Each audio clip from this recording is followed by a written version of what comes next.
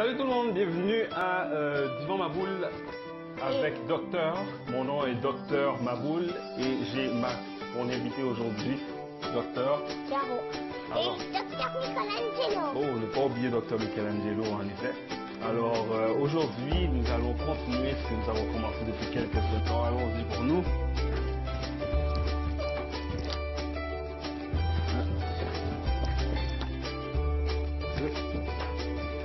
Oh, tu en as fait deux, toi? Toi? Ça?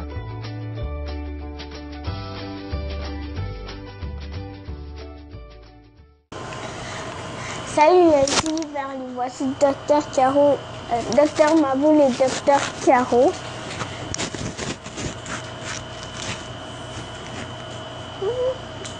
Ok. Merci Docteur Caro pour l'introduction. Bonjour les Uluberlus, c'est l'émission Divan Maboul avec Docteur. Donc l'émission à chaque dimanche où nous parlons de la santé du point de vue des enfants. Comme d'habitude, c'est à 4h heure de Montréal en après-midi. Et le changement, comme je vous ai mentionné la semaine passée, c'est que maintenant nous serons sur le post Facebook de Kevin Raphaël pour faire les émissions jusqu'au prochain changement.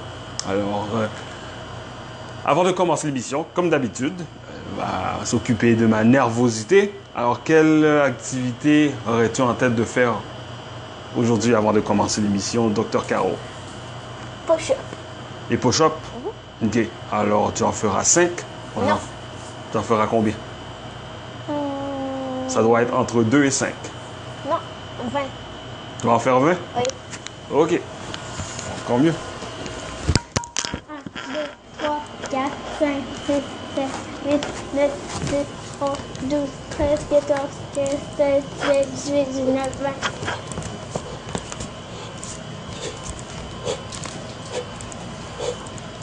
Et voilà. Excellent. Tu as oublié quelque chose. Les personnes ne pourront pas t'entendre. Comme ça. Oups.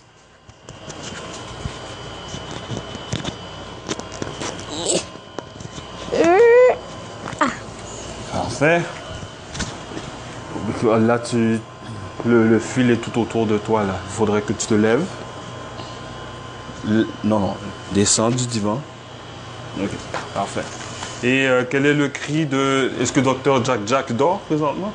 Il fait sa petite sieste. Il fait sa sieste? Ok. Alors, quel est le cri? Est-ce qu'il faut chuchoter vu qu'il fait sa sieste? Non.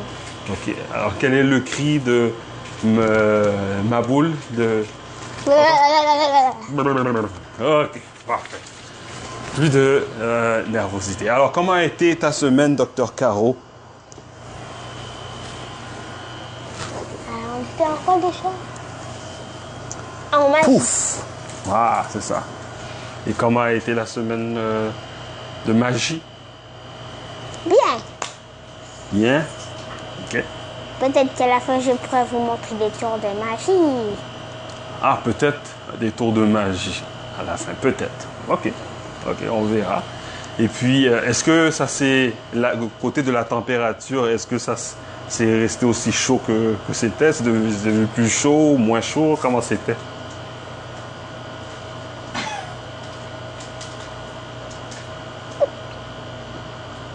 Hot. Donc, pour les personnes qui ne comprennent pas l'anglais, qu'est-ce que ça veut dire hot? Chaud. Chaud? OK. Mais on va continuer encore sur le thème de l'eau. Ça tombe bien vu que le mois de juillet est le mois le plus humide de l'année. Alors, on va parler de l'eau. Et on va parler, tu avais dit que la semaine passée, au camp, vous aviez parlé de la pollution, c'est ça? Bah, de la planète, des trucs du genre de la planète, pollution, des trucs du genre. OK. Donc, La l'eau... malédiction sur la planète. La malédiction sur la planète. OK.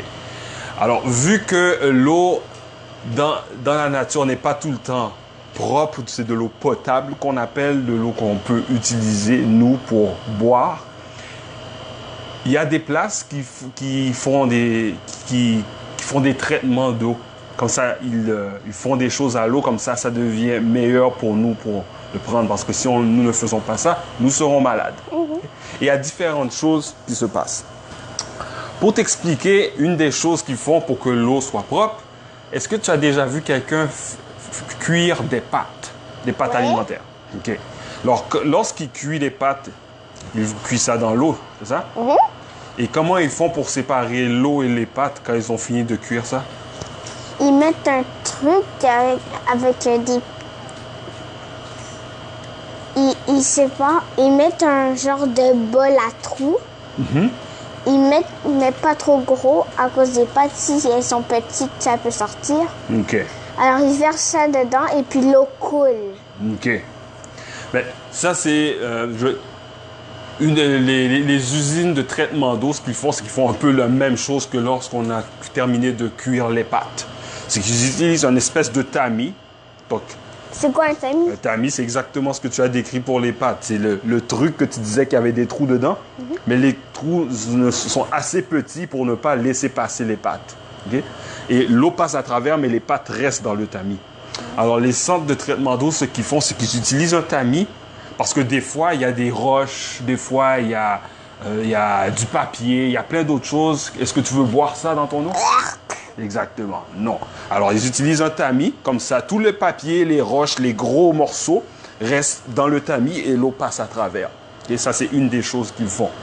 Est-ce que tu penses, après avoir fait ça, l'eau est correcte pour boire après? Non, il faut qu'on passe ça dans une machine qui met ça, l'eau potable. OK. Mais ça passe dans plusieurs machines pour que ça devienne potable où on puisse l'utiliser. OK. Une des choses qu'ils font, OK.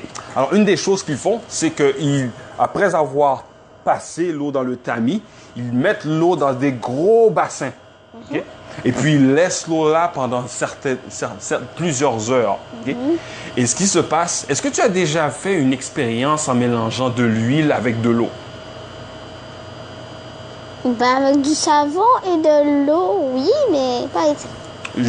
Avant de mettre le savon, lorsqu'il y avait l'huile et l'eau, est-ce que tu as déjà vu de quoi a l'air quand on met de l'eau et de l'huile ensemble? Qu'est-ce qui se passe?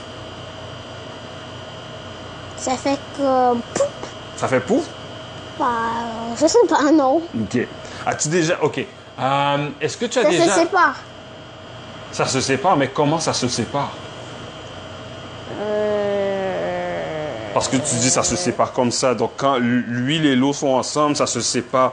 L'huile va sur les côtés, l'huile va en bas, l'huile va en haut. Ou c'est l'eau qui va en haut, l'eau va en Non, bas. Qu'est-ce qui se passe? l'huile va en haut, c'est ça? Ah, et puis qu'est-ce qui se passe avec l'eau? Ben, l'eau reste en bas. L'eau reste en bas, c'est ça. Ça, on appelle ça en science de la densité. Densité, on peut danser? C'est pas ce style de danse. C'est pas ce style de danse-là. Ok? La densité, c'est que pour une quantité, disons on va dire pour 1 millilitre, ok? Il y a quelque chose, si ce n'est pas trop lourd, ça va être en haut. Mais pour la même quantité, si quelque chose est un petit peu plus lourd que ce qui est en Comme haut, une roche ça qui va descend. dans l'eau, ça va couler. Tandis que si un bouchon quoi déjà? Un bouchon... Un bouchon genre... c'est quoi déjà? Comme dans les émissions, ils n'arrêtent pas de faire ça. Un bouchon qu'on fait ça. Avec... Ça peut être un bouchon en plastique. Non. Un bouchon comme un cylindre. Un bouchon en cylindre, ok? Comme pour les boissons gazeuses, tu parles? Non. Pour la bière. Ouais. Les bouchons de liège, bouchon de liège. Ça flotte sur l'eau. Si ça serait comme un bouchon de liège, ça monterait en haut. Tandis qu'une roche, c'est trop lourd pour son poids. Ça coule. Exactement. Donc, quand c'est dense, ça descend. Mais quand ce n'est pas dense, ça reste en haut. Donc, c'est ce qui se passe. Lorsqu'on a filtré l'eau, qu'on a passé l'eau dans le tamis, on a enlevé toutes les grosses cochonneries, roches, papier, etc., autre chose. On met l'eau dans un bassin et puis on laisse l'eau tranquille dans le bassin. Comme ça, toutes les roches, le sable, la terre, la boue sont plus lourds que l'eau descend dans le fond du bassin. Et puis toutes les huiles, les essences, l'essence qu'on peut mettre dans les voitures ou bien peu importe, eux autres sont plus légères que l'eau, donc elles vont à la surface. Et l'eau est au milieu. Exactement. Donc, quand on fait ça, on garde l'eau dans le milieu. Okay? Soit qu'on amène ça dans un autre bassin, ou ce qu'on fait, c'est qu'on met des bactéries dans l'eau. Okay? Bactéries? Oui, des bactéries. Est-ce que tu sais pourquoi on met des bactéries dans l'eau, dans les centres de traitement d'eau? Sais-tu pourquoi ils font ça?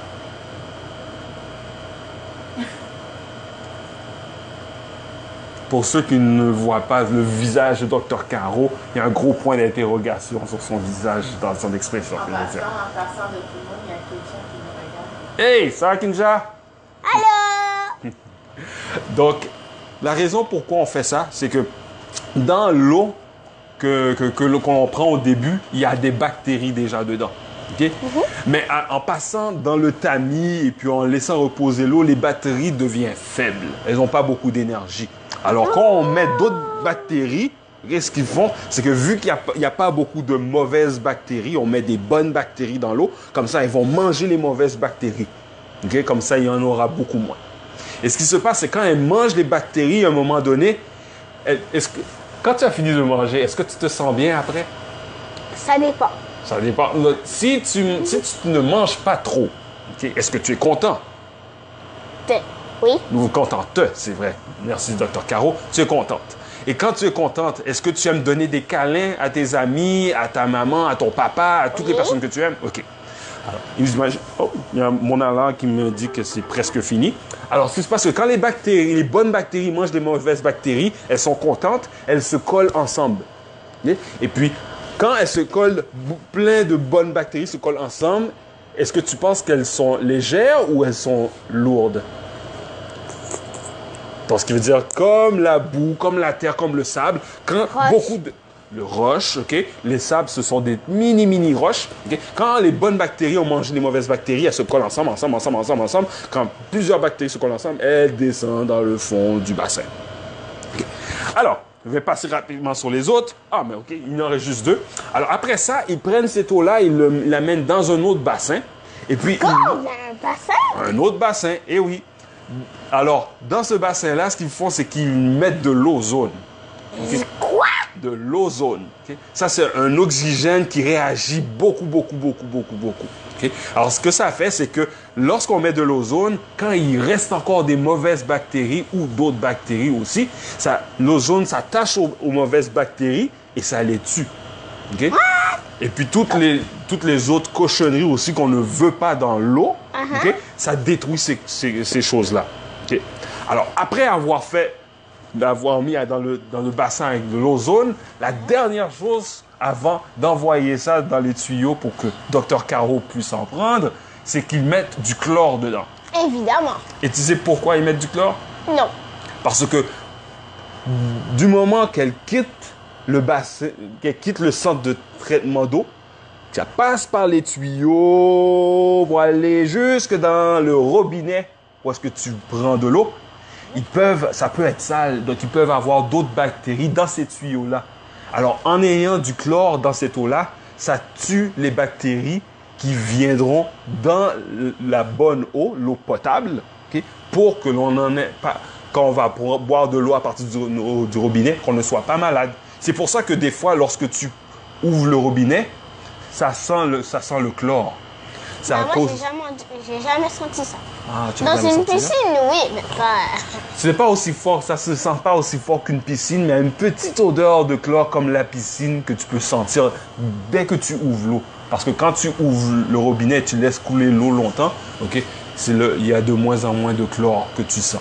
Okay. Alors, c'est pour ça qu'à partir du moment que avant de partir du centre de traitement d'eau et que ça arrive au robinet, on a mis du chlore dedans justement pour tuer les bactéries qui pourraient aller dans l'eau avant d'arriver au robinet. Alors, c'est pour ça que les centres de traitement d'eau existent. Comme ça, on utilise de l'eau au début qui est sale, mais on la nettoie, on l'épure. C'est pour ça aussi on parle aussi du mot épuration, épurer l'eau. C'est qu'on nettoie l'eau pour enlever tout ce qu'on n'a pas besoin pour qu'on puisse l'utiliser après. Alors, est-ce que tu as aimé l'émission aujourd'hui? C'est déjà fini? Ben oui, l'alarme a sonné tout à l'heure, c'est pour nous dire que c'est déjà fini. Alors, d'habitude, c'est quand on dit ça, c'est parce qu'on s'est amusé. On a aimé ce qu'on a fait. Ah! Alors, j'espère que vous aussi, vous avez aimé l'émission. Donc, ne manquez pas, pour la prochaine épisode sera dimanche prochain, le 28 juillet. Toujours même heure, 4 heures, heure de Montréal, en après-midi. Ah, mais il faudrait que des fois tu arrêtes de répéter, hein? Ah, mais il faut que je répète pour être sûr que le monde n'oublie pas, parce que quand on fait beaucoup de choses dans la vie, des fois, on oublie des choses. Alors, c'est pour ça que je répète ça aussi, pour être sûr qu'ils n'oublient pas. Alors, d'ici là, qu'est-ce qu'on leur souhaite? On leur souhaite d'être quoi?